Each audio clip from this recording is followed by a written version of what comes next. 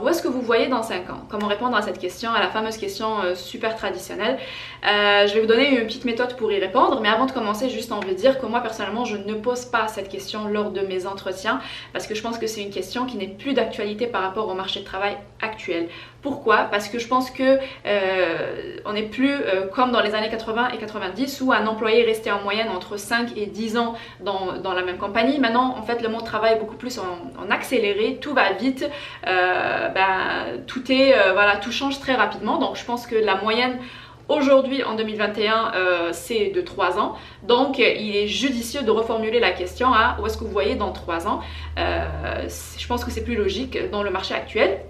Mais aussi, ça va donner vraiment une vision peut-être plus exacte sur les objectifs de la personne et sur les aspirations. Est-ce que la personne veut évoluer, est-ce que la personne est ambitieuse ou pas, etc. etc. Donc c'est ça un petit peu mon point de vue sur ça. Donc ça c'était entre parenthèses. Si vous êtes dans le milieu de recrutement, dites-moi en commentaire vos perspectives et vos avis. Je serais vraiment très contente de les lire. Revenir maintenant aux candidats, comment répondre à cette question. Je vous donnais juste la méthode pour donner votre meilleure réponse. Donc il n'y a pas une bonne ou mauvaise réponse, il n'y a pas la meilleure réponse. Ça sert à rien d'aller chercher sur internet des exemples pour vous inspirer des réponses des autres. Donc la réponse est en vous, donc c'est à vous de trouver cette réponse. Et par contre, tout ce qu'il faut savoir pour trouver la meilleure réponse pour vous, c'est que c'est quoi la motivation du recruteur derrière cette question? Pourquoi le recruteur est en train de me poser cette question et comment est-ce que ma réponse va influencer la décision du recruteur de m'embaucher ou pas.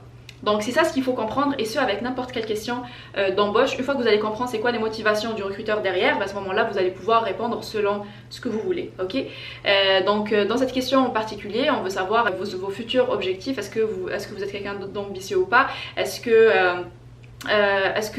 vous êtes aligné avec les objectifs de ce poste? Est-ce que vous allez rester dans la compagnie dans les 3 prochaines ou bien 5 prochaines années? Donc c'est ça un petit peu la motivation derrière le recruteur. Ok, donc puis aussi savoir est-ce que vous êtes stable, est-ce que vous aimez votre domaine, est-ce que vous allez rester dans ce domaine, est-ce que vous allez changer? Donc c'est ça un petit peu les motivations derrière. Mais je dirais la première motivation c'est de savoir est-ce que vous allez rester dans la compagnie dans les 3-5 prochaines années.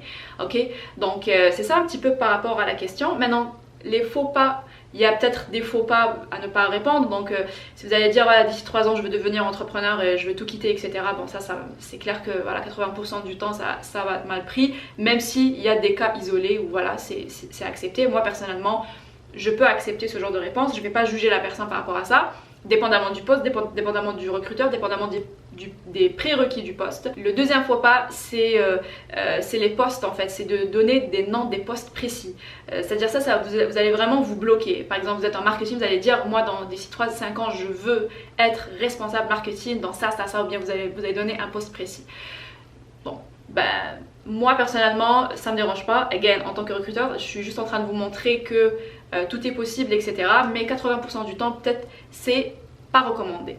Ok, donc la meilleure approche peut-être pour répondre à cette question, c'est de focuser sur les compétences que vous voulez acquérir, les connaissances, c'est quoi le type de projet que vous voulez travailler, votre intérêt pour le domaine, c'est quoi votre aspiration. C'est juste montrer que vous voulez évoluer ou pas. Si vous voulez pas évoluer, que vous n'avez pas d'ambition pour évoluer, vous allez le dire. Donc c'est ça un petit peu comment diriger la réponse par rapport à cette question. C'est comme ça qu'il faut faire. Donc c'est ça un petit peu mes conseils par rapport à ça. J'espère que vous avez aimé. N'hésitez pas à partager et à liker et à mettre en commentaire vos avis par rapport à ce sujet. Puis je vous vois dans la prochaine vidéo.